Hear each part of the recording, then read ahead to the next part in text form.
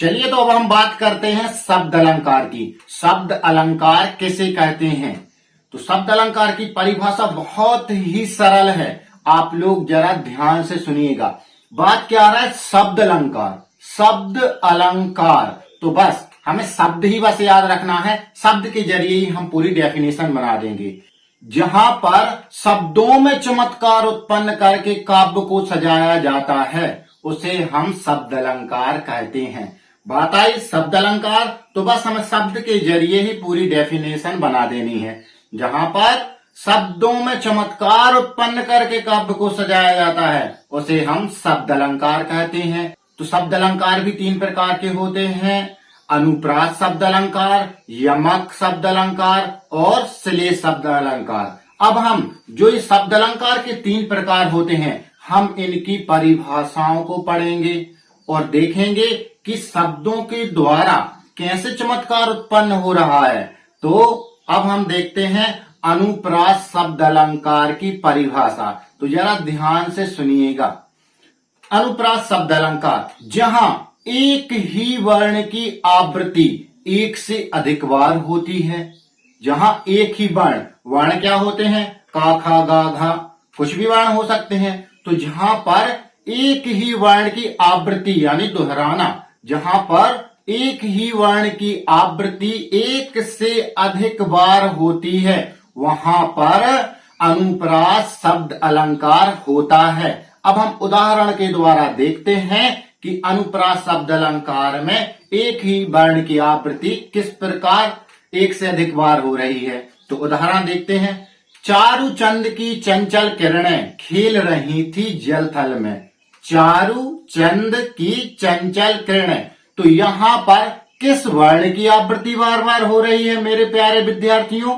यहां पर चा वर्ण की आवृत्ति बार बार हो रही है। तो यहां भी जिस भी काव्य में आप देखेंगे कि वर्ण बार बार आ रहे हैं तो आप सभी अच्छे से समझ जाएंगे कि यहां पर अनुप्रास शब्द अलंकार है। अब इस परिभाषा को आप बार बार पढ़िएगा, आपको बहुत अच्छे तरीके से याद हो जाएगी। तो चलिए आगे बढ़ते हैं। अब हम देखते हैं यमक शब्द अलंकार की परिभाषा। तो जरा ध्यान से सुनिएगा, यहां पर क्या हो रहा है? यमक शब्द अलंकार की परिभाषा जहां पर एक शब्द की आवृत्ति एक से अधिक बार हो, वहां पर क्या पढ़ा था हमने? वर्ण। और यहां पर क्या है यमक शब्द अलंकार में? जहां पर एक शब्द की आवृत्ति एक से अधिक बार हो परंतु उन शब्दों का अर्थ अलग अलग निकले। शब्द की आवृत्ति तो एक से अधिक बार होगी परंतु उन शब्दों का अर्थ अलग अलग निकलेगा। तो चलिए उदाहरण के जरिए देखते हैं कि शब्दों का अर्थ अलग अलग किस प्रकार से निकल रहा है। तो उदाहरण है काली घटा का घमंड घटा। काली घटा का घमंड घटा, यहां पर कौन कौन से शब्द बार बार आ रहे हैं? एक शब्द आ रहा है, कौन सा? घटा। तो यहां पर दो बार आवृत्ति हुई है, घटा घटा। काली घटा का घमंड घटा, तो पहली घटा का अर्थ होता है बादल और दूसरी घटा का अर्थ होता है घटना। इस प्रकार एक शब्द एक से अधिक बार तो आया परंतु उसके अर्थ अलग अलग निकले। तो आप अपनी कॉपी में नोट कर लीजिए और बार बार इसको पढ़िए, आपको बहुत अच्छे तरीके से याद हो जाएगी।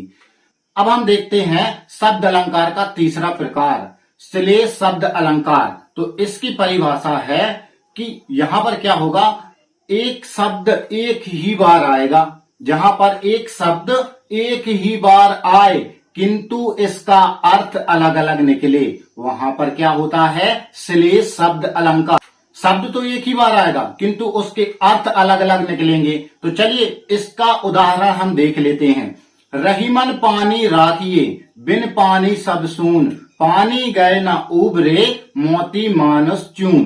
तो चलिए हम देखते हैं इसमें क्या कहा गया है इस दोहे में। तो कवि रहीम जी कहते हैं कि पानी के बिना जग सूना है, पानी के बिना जग सूना है। जिस प्रकार मोती से यदि पानी अलग हो जाए तो उसकी चमक खो जाती है, उसका कोई महत्व नहीं रहता। उसी प्रकार यदि व्यक्ति का सम्मान खो जाए तो वह फिर किसी काम का नहीं रहता है। तो यहाँ पर शब्द तो एक ही बार आया लेकिन उसके अर्थ अलग अलग हुए। जिस प्रकार चमक अलग हो जाती है पानी के अलग होने से मोती की, उसी प्रकार यदि व्यक्ति का सम्मान खो जाए तो सब कुछ नष्ट हो जाता है। तो डियर स्टूडेंट, आप सभी इन सभी उदाहरणों को और परिभाषा को बार बार पढ़िएगा, आप लोगों को बहुत ही अच्छे तरीके से याद हो जाएगी। अगले वीडियो में मैं आपको अलंकार के आगे के प्रकार बताऊंगा और आगे की परिभाषा और उदाहरण बहुत ही अच्छे तरीके से। तो तब तक के लिए नमस्कार। वीडियो को ज्यादा से ज्यादा शेयर कीजिए और वीडियो को लाइक करें और सब्सक्राइब करें चैनल को। डियर स्टूडेंट, मिलते हैं अगले वीडियो में। राधे राधे।